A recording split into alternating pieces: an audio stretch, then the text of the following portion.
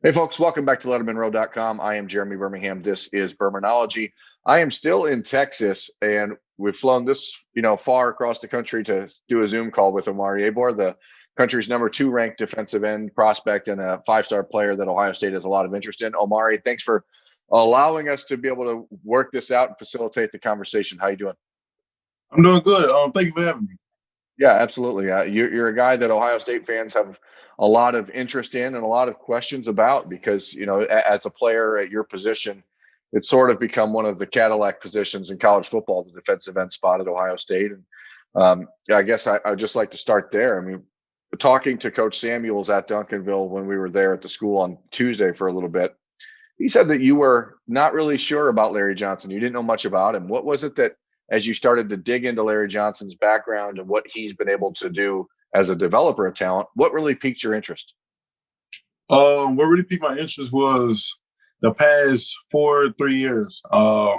Him really doing really well with the Boza brothers, and then of course Chase Young. So just watching them, it kind of really helped me out with my game a lot more.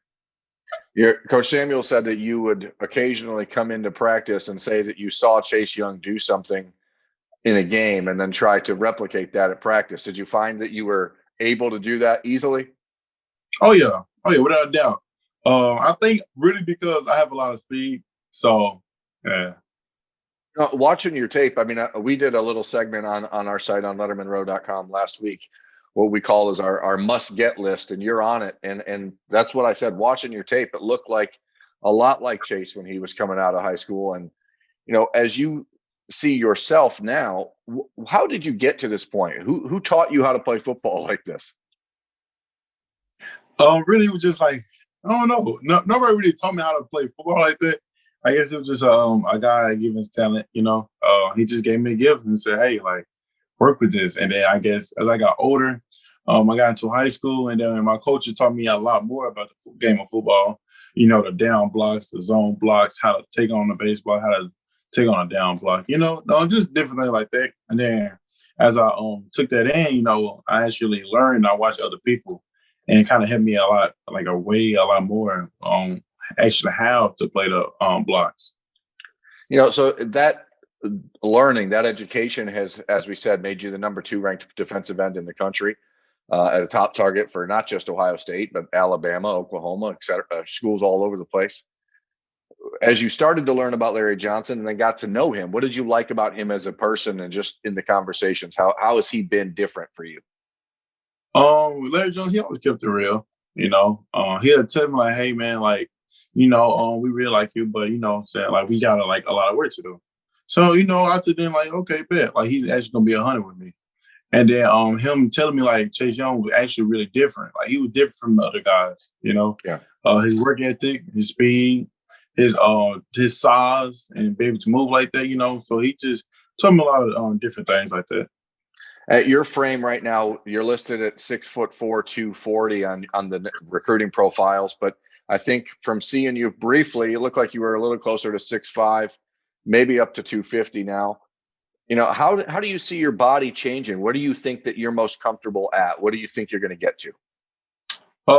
Honestly, I might get to 6'5.5", maybe. But if I do like gain weight, I'm pretty sure I will. I know for a fact I will. But I don't really want to gain as much weight and then lose my speed. I want to gain the right weight and keep my same speed and actually still be able to move lateral.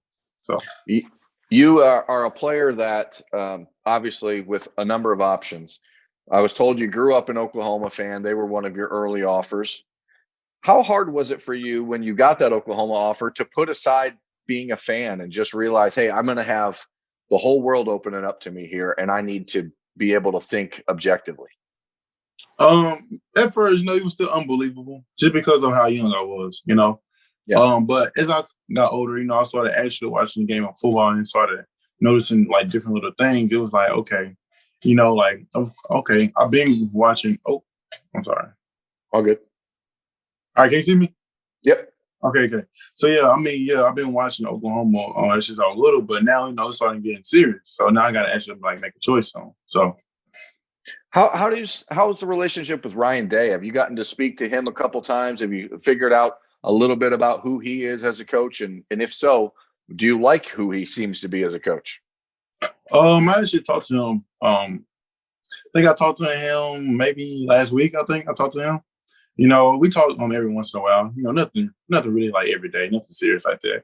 But he might check me in every now and then, ask me how I'm doing. How my grades, what I like about Ohio. So, what do you like about Ohio State? I mean, when we've talked in the past, you've been very succinct. You've said Larry Johnson. Like that's, is there anything else as you've done this research that you see, whether it's the style of defense they play or the way that, they focus on off the field stuff, or, what else have you learned about Ohio State that catches your attention? I could the main thing that catches my attention is they all play as a team. If one person having doing something bad, they're encouraging them, to pick it up. It ain't the end of the world, but let's make it better. So that, and the play style that they play with, of course, Coach Johnson, Larry Johnson, the way he have Jake Sawyer, Jake Sawyer, he's starting to be one of the guys that's becoming my favorite player to watch. Just watching him, it just looks so easy, the things that he do. So, yeah.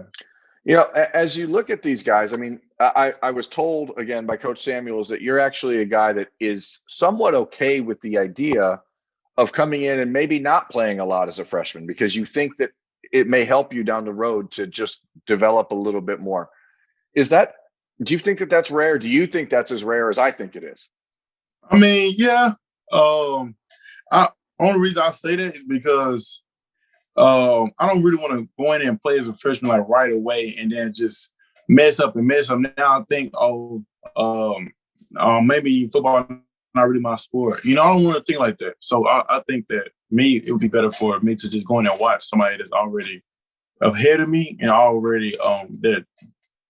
How can I put this? Then I already went through the struggle, and see how did they progress it or ask them questions. So I think it's just better for me to learn, my first year, learn, make my mistakes. And then my sophomore year, then that's when I start to get into the rotation. So, well, the cool thing about college football now is that they have that 4-game redshirt rule where you can play in 4 games and still redshirt if you want to. But if you look back at players like Chase Young, for example, if you're playing behind someone like Nick Bosa or Joey Bosa or whatever, you don't have to come in and be the star. You can learn at your own pace. And by the time, as you said, by the time Chase is a sophomore, Joey was a sophomore, or Nick was a sophomore, they become a totally different thing at that point. And that changes the whole defense. But as you start to look ahead, Omari, you have, official visits set up in June. You've got Ohio State, you've got Oklahoma, you've got Alabama, you've got LSU. Ohio State's the first one. There are some people out there who think that being the first official visit is a disadvantage because you have weeks behind that to start to feel other schools more or forget what you experienced there. But you're going to be at Ohio State with all of their commitments and really spending the entire weekend with the entire class of 2022. How important is that weekend going to be for you in your recruitment? Actually, to tell the truth, I never really knew all the people was going down there on the same day. It was just like being Ohio, talking to them. It's like, okay. They asked me when would I want to set one up? I just said, okay, when I have one available, they said June 4th. So I'm just thinking, okay, June 4th to meet some other guys, go down there the first week. Cause I knew me and Quinn, that's my guy. I talk to Quinn a lot. So I know me and Quinn would go down there the same day. But then I started looking at the list. I'm like, oh, okay, it's really a lot of people that's going down there the same day. So, yeah, it's interesting. There is a belief out there that Quinn Ewers is not always the most talkative guy in the world, but you're from around the way from him and there in Dallas. And what is it about Quinn Ewers? Is it a lure? Is it for another player to be like, hey, I can go play with the best player in the country? Do you think he's the best player in the country? Because I saw that tape, what you did to him last year. So, I mean, is your opinion different? No, Quinn's different. That's one thing I will say. He's different. Cause for him to get surgery on his because he told me after it happened, for him to get surgery on his groin, on his groin, whatever it was, and for him to come back from that and actually run on us, it shocked me a little bit because everybody on our team thinking like, oh, he ain't gonna run because he just had that surgery, so it's like he's a throwing quarterback, so we didn't really have no QB spot on him. and he just, I don't know, he just made his legs work, man, and just was running on us. So it was just, it caught me off guard, but I'll say he's definitely the best player in our class. You have, as I said, 4 official visits. Do you have a school in mind for that 5th? Is there some place that you're trying to squeeze in June, or is it maybe you wait until the season?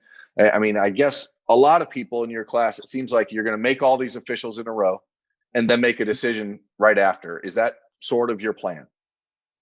Nah, I'm really just gonna wait. I think I'm gonna wait it out until maybe, I don't know, November, December, something like that. Maybe the January, honestly, the All American game. But yeah. I was also told you're hoping or you wanted to get back to Ohio State twice in June. Is that correct? And is there a chance that can happen? No, there's no chance that can happen. Only because I'm just so busy on each week. So yeah. But you thought about it. I mean, I thought about it. I actually thought about going everywhere twice, honestly. But as far as like around June, most likely not. So with that opportunity, then, if you're not making a decision until later in December, January, it gives you an opportunity to get back to places for unofficial visits and game day experiences. Wow. How important as a recruit is it to you to go to a place and see what a game like atmosphere is at Ohio State or Alabama, for example? Oh yeah, it's very important. Because actually going to Alabama and seeing their fan base, and for that just being a spring game, I was really like impressed. Even though it was a spring game, the fans were still, energized. They were still doing what they normally would do in a real game. So just going to watch that, it kind of I like that. I mean, I'm going to let you get out of here with this. I want to ask you, what are the 2 or 3 things that are the most important for you as you look towards making a decision? What are the things that are most pivotal in your mind? Most important. One is definitely be patient. I don't want to rush anything. This is like a life decision. So that's the first thing.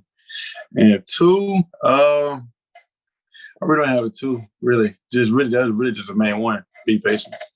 And is there one thing that a school has to present or have or be about that is the most important for you? Just loyalty and really respect. Like, I don't want to hear no, I don't want to say it, but I don't really want to hear no gossip. Just, oh yeah, man, come on, please, come on, we really like it, be honest with me. Don't try to sugarcoat anything or make it sound too nice, and I don't really like that. I want you just keep it real with me, Absolutely. Well, I'm glad you have given us an opportunity to keep it real with each other here, Omari. I know this week has been crazy. You're rehabbing from a couple surgeries that you suffered in the last year and injuries that you've been dealing with. So good luck getting back to that. Hopefully we'll see you on campus at Ohio State the weekend of June 4th. Thanks for taking time, man. Yes, sir. Thank you. Yeah, that's Omari Abor from Duncanville High School, 5-star defensive end in the class of 2022. I'm Jeremy Birmingham. This has been Bermanology on Lettermen Row. Thanks for watching.